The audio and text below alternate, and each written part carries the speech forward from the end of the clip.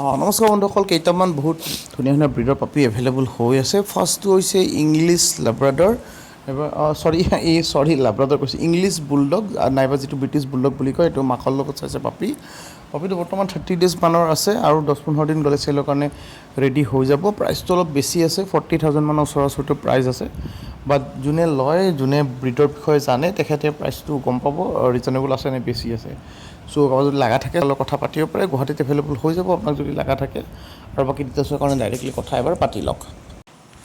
Next বন্ধুসকল, চেম চেলাৰৰ লগতে available আছে মেলটিজৰ পাপি। ধুনীয়া হেল্থত গঠৰ মেলটিজৰ পাপি হয়, বহুত ধুনীয়া হয়, বহুত বেছি মৰম লগা হয় আৰু আছে গুৱাহাটীতে অসমত।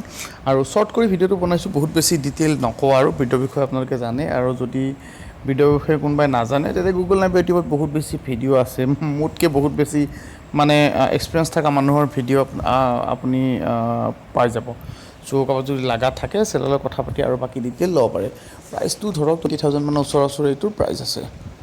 নেক্সট বন্ধুসকল, আকৌ গুৱাহাটীতে এভেইলেবল আছে লেব্ৰাডৰ কিছুমান পাপি। ফন কালাৰত আৰু ব্লেক কালাৰৰ পাপি এভেইলেবল আছে। ধুনীয়া হেল্থৰ গঠৰ কালাৰ কটৰ লেব্ৰাডৰ পাপি হয়, নৰ্মেল পাপি হয়। 5 পেজ পাপি আছে, আমেৰিকান ব্লাডলাইন, তথাপিও 5 পেজতে আপুনি পাপিটো দেখিছে।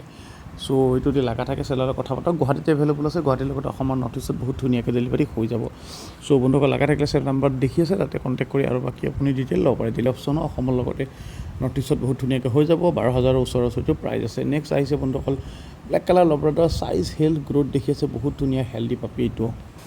আৰু এইটো গুৱাহাটীৰ পৰা অসম আৰু নৰ্থ ইষ্টত বহুত ধুনীয়াকৈ ডেলিভাৰী হৈ যাব।